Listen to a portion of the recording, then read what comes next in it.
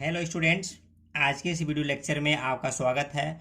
Friends, आज के इस वीडियो लेक्चर में हम हाई स्कूल का प्रोज न पढ़ करके पोएट्री सेक्शन प्रारंभ करने जा रहे हैं। स्टूडेंट्स, मैंने प्रोज सेक्शन में 2 चैप्टर्स आपको पढ़ा दिया है, द इंचेंटेड पूल और अ लेटर टू गॉड। आप इस वीडियो के लिंक से जा करके उस वीडियो को देख सकते हैं।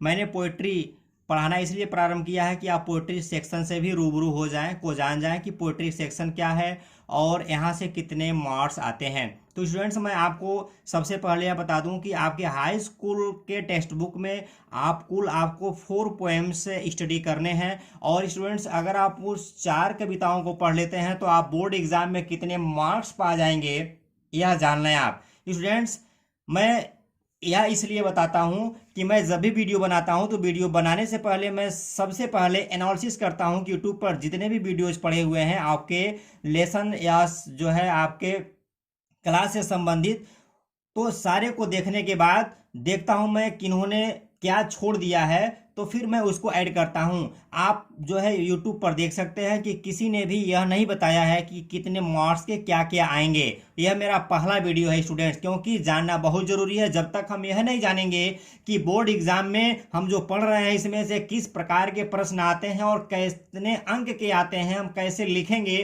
तब तक जो है पढ़ना मैं उचित नहीं समझता हूं। तो स्टूडेंट्स, आइए मैं आपको बताता हूं कि 4 कविताओं के यदि आप पढ़ते हैं तो एग्जाम में आपका 7 अंक यानी 7 मार्क्स क्लियर होगा। स्टूडेंट्स, 7 अंक हमको हासिल कैसे होगा? एकदम बहुत ही आसान है 7 अंक हासिल करना, यदि आप मेरे चैनल से देखते हैं तो आइए मैं आपको बताता हूं। 7 अंक में सबसे पहला जो आपका क्वेश्चन बनेगा वह क्वेश्चन बनेगा, एक स्टेंजा दिया होगा पोइट्री का, जिसमें से 2 क्वेश्चन नीचे दिए जाते हैं और 2 क्वेश्चन का आंसर ऊपर स्टेंजा से नीचे जो है लिखना होता है, जिसके लिए 4 अंक यानी 4 मार्क्स मिलते हैं स्टूडेंट्स। अगला जो हमारा एक क्वेश्चन बनता है, केवल 2 ही क्वेश्चंस पोइट्री से बनते हैं स्टूडेंट्स। तो जो हमारा दूसरा क्वेश्चन है वहां से आपको मात्र 3 मार्क्स मिलेंगे, 3 अंक मिलेंगे। और बहुत आसान है स्टूडेंट्स 3 अंक पाना। 3 अंक पाने के लिए आपको क्या करना होगा? सबसे पहले आपको दिए गए 2 पोएम में से किसी एक का सेंट्रल आइडिया लिखना होगा, या सेंट्रल आइडिया न लिख करके आप किसी भी 4 पोएम में से किसी भी एक पोएम का आप जो है 4 लाइंस आप अगर एग्जाम में लिख देते हैं तो आपका 3 मार्क्स क्लियर हो जाएगा। लेकिन एक चीज ध्यान देना है कि हमें वो लाइन नहीं लिखना है, वो स्टेंजा नहीं लिखना है जो स्टेंजा आपके एग्जामिनेशन के पेपर में दिया होगा, क्योंकि नीचे लिखा रहता है do not copy the lines. तो आप वो लाइन नहीं लिखेंगे। तो मैं आपको यह सजेस्ट करूंगा कि अगर आप 3 अंक लेना चाहते हैं तो आज ही कोई आप जो है एक 4 लाइन का पोएम आप याद कर लें स्टूडेंट्स, आपका पोएट्री से 3 मार्क्स क्लियर हो जाएगा। तो है ना एकदम आसान चीज। तो आइए आगे बढ़ते हैं। आगे बढ़ने से पहले मैं आपको एक चीज और क्लियर करा दूं कि अगर आप इसी तरह का इंटरेस्टिंग वीडियो पाना चाहते हैं, इंग्लिश के साथ साथ मैथ, साइंस, फिजिक्स, केमिस्ट्री के साथ साथ अन्य अपने जो भी आप सब्जेक्ट पढ़ते हैं, जिस भी क्लास में पढ़ते हैं का अगर वीडियो पाना चाहते हैं, तो आप वीडियो पाने के लिए आप Vidya Vikas inter college Laxmiganj Kushinagar, KD inter college Bishanpura Kushinagar, MGM inter college Gangrai Maharajganj और RK intermediate college Laxmipur Harpur Maharajganj के यूट्यूब आईडी से भी के यूट्यूब पर जाकर के भी देख सकते हैं, विद्यालय की वेबसाइट पर भी जाकर के देख सकते हैं। इन विद्यालयों ने भी आपके लिए काफ़ी इंटरेस्टिंग और मेहनत करके आपके लिए वीडियो बनाया हुआ है। तो आइए शुरू करते हैं। फ्रेंड्स, आपका सबसे पहला पोएम है द फाउंटेन अर्थात फव्वारा, और इसके जो पोएट हैं वो है जेम्स रसेल लॉवेल। इनका लाइफ स्पेन 1819 से लेकर के 1891 तक रहा है, और यह एक पूरी दुनिया में एक प्रसिद्ध जो है लेखक रहे हैं। और इनकी कई सारी रचनाएं हैं। इन रचनाओं में आप देखेंगे देशभक्ति जो है प्रतीत होती है, उन रचनाओं में प्रजातंत्र के प्रति प्यार भी मिलता है, और यह एक क्रिटिक भी रहे हैं, अर्थात यह अन्य लोगों की रचनाओं में सुझाव देने का भी कार्य करते रहे हैं। तो आइए मैं आपको बता दूं कि इस पोएम में कुल 8 स्टेंजा हैं, जिनमें से सबसे पहले आप इस 4 स्टेंजा को देखिए। कवि इस पोएम में जो है फाउंटेन की विशेषता को बताता है। फाउंटेन मीन्स फव्वारा होता है, फव्वारा की विशेषता को बताता है। और जो है तीन अलग अलग एस्पेक्ट्स में, तीन अलग अलग पहलुओं में फव्वारे का सबसे पहले क्वालिटीज को बताता है। और कभी फव्वारे की प्रशंसा करते हुए उसके कुछ गुणों को अपने अंदर लाना चाहता है, और यह एक इंस्पायरिंग पोएम है स्टूडेंट्स। तो आइए स्टार्ट करते हैं। देखें, into the sunshine full of the light lapping and flashing from morn till night. तो कवि कहता है इनटू मीन्स में, द सनशाइन सूर्य की प्रकाश में, सूर्य की रोशनी में, सूर्य के उजाले में, full of the light, full of भरा हुआ, द लाइट मीन्स प्रकाश से, लेपिंग उछलते हुए, एंड फ्लैशिंग चमकते हुए, फ्रॉम से, morn it's short form of morning, till तक, नाइट रात तक गति करता है। कौन गति करता है? फव्वारा। तो आइए देखिए कवि क्या कहता है। कवि कहता है कि फव्वारा सूर्य की रोशनी में, सूर्य की प्रकाश में जो है प्रकाश से भरा हुआ नजर आता है, प्रकाश से भरा हुआ नजर आता है, और उछलते और चमकते हुए सुबह से लेकर के शाम तक गति करता है, अपने कार्यों को करता है। दूसरे में देखें, दूसरे स्टेंजा में कवि ने चांदनी रात में, चांद की रात में फव्वारे के गुणों को बताया है। चूंकि पहले में सूर्य की रोशनी में बताया है और दूसरे में चांद की रोशनी में बताया है। इनटू का तात्पर्य यहाँ में होगा, इनटू द मून लाइट, बता रहा है कि चांद की रोशनी में, चांद के प्रकाश में। वाइटर देन स्नो, फव्वारे का बर्फ से तुलना करता है, तुलना करने के लिए देन लगाते हैं। वाइटर, वाइट, वाइटर कंपैरेटिव डिग्री है, कंपैरेटिव डिग्री के बाद देन लगाते हैं। फव्वारा बर्फ से भी अधिक सफेद दिखाई देता है, बर्फ से भी अधिक सफेद होता है। स्नो मीन्स बर्फ होता है। वेविंग हिलना, सो की तरह से, फ्लावर फूलों की, लाइक मतलब होता है की तरह से, सो लाइक की तरह से। और फव्वारा फूलों की तरह से हिलता है, फूलों के समान हिलता हुआ दिखाई देता है, दिखाई पड़ता है। आप ऐसे कह सकते हैं when the winds blow, जब हवा चलती है।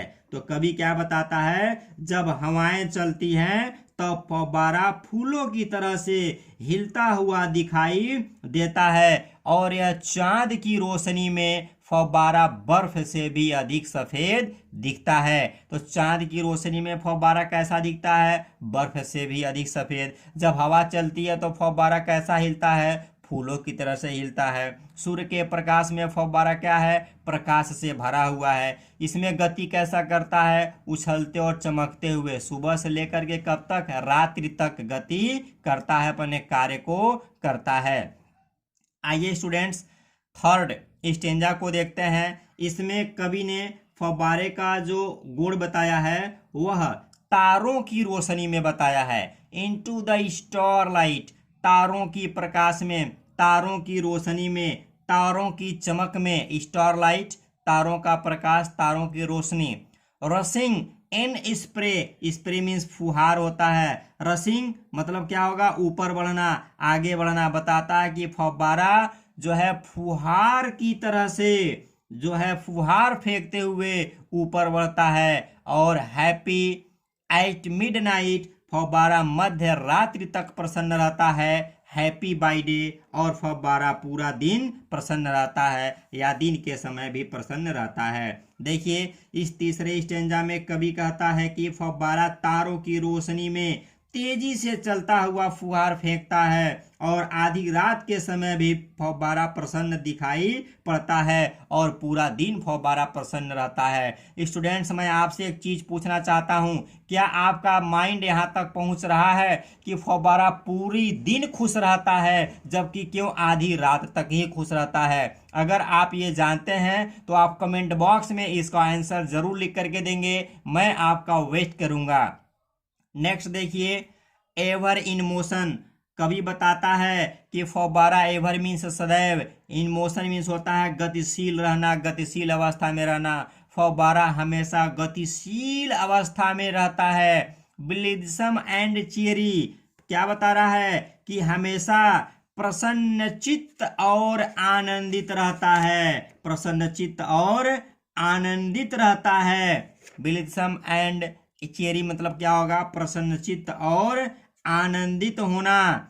और क्या बताता है आगे, स्टील क्लाइंबिंग हेवनवर्ड, और क्या बता रहा है कि फिर भी सदैव वह ऊपर की ओर ही जाता है, हेवन वर्ड ऊपर की ओर यहाँ होगा स्टूडेंट्स। वैसे हेवन मीन्स क्या होता है, स्वर्ग, ऐसा माना जाता है कि स्वर्ग ऊपर है, तो यहाँ ऊपर की ओर अर्थात यहाँ ऊपर की ओर होगा, स्वर्ग की ओर ऊपर की ओर होगा। नेवर एवरी, और फव्वारा कभी थकता नहीं है, अर्थात सदैव अपने कार्यों को करता रहता है। तो स्टूडेंट्स देख लें, कवि कहता है कि फव्वारा सदैव गतिशील अवस्था में प्रसन्न रहता है, अर्थात प्रसन्नता पूर्वक जो है अपने पानी को फेंकने का काम करता है, सदैव ऊपर की ओर चलता है और अपने कार्यों से कभी थकता नहीं है और सदैव अपने कामों को करता रहता है। तो हमें इस कविता से क्या शिक्षा मिलती है, क्या सीख मिलती है कि हमें भी अपने कार्यों को हमेशा करते रहना चाहिए, हमें अपने कार्यों से कभी थकना नहीं चाहिए, दिन हो या रात हो हमें हमेशा प्रसन्नचित्त रहना चाहिए और हमें अपने कार्यों को हमेशा प्रसन्नचित्त और आनंदित होकर के करना चाहिए। ये हम फव्वारे से सीखते हैं स्टूडेंट्स। मैं आपको इस पोएम के बारे में थोड़ा सा आपको और क्लियर कराना चाहता हूँ, वह भी आप इंग्लिश में थोड़ा सा इसको जान लें।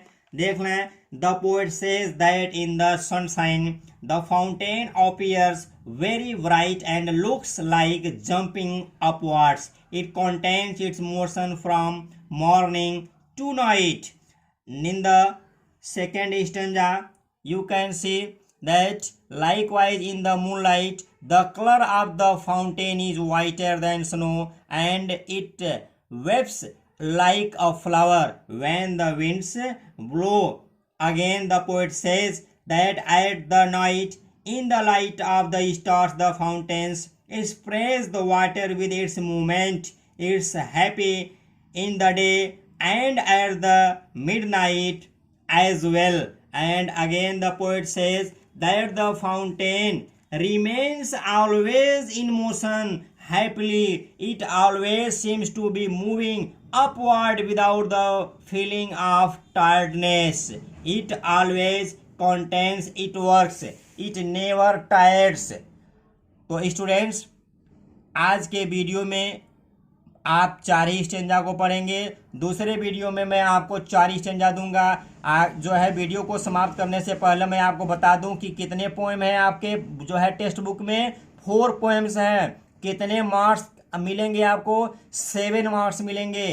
कैसे मिलेंगे, एक स्टेंजा सॉल्व करेंगे, उस पर कितने अंक मिलेंगे, 4। एक पोएम लिखना होगा या सेंट्रल आइडिया लिखना होगा, वहां से कितने मिलेगा, कितना मिलेगा, 3। तो आज अभी के अभी आप क्या तैयार करेंगे, आप स्क्रीनशॉट लेकर के कोई भी इसमें से स्टूडेंट्स आप 4 लाइन याद कर लीजिए और कमेंट बॉक्स में ईमानदारी से बिना देखे हुए आप लिख करके मुझको दिखाइए। मैं मान लूंगा कि आपने अपना मेरे वीडियो को देख करके आज ही 3 अंक तैयार कर लिया। तो स्टूडेंट्स आज की वीडियो में बस इतना ही, मिलते हैं अगले वीडियो में, तब तक के लिए अलविदा।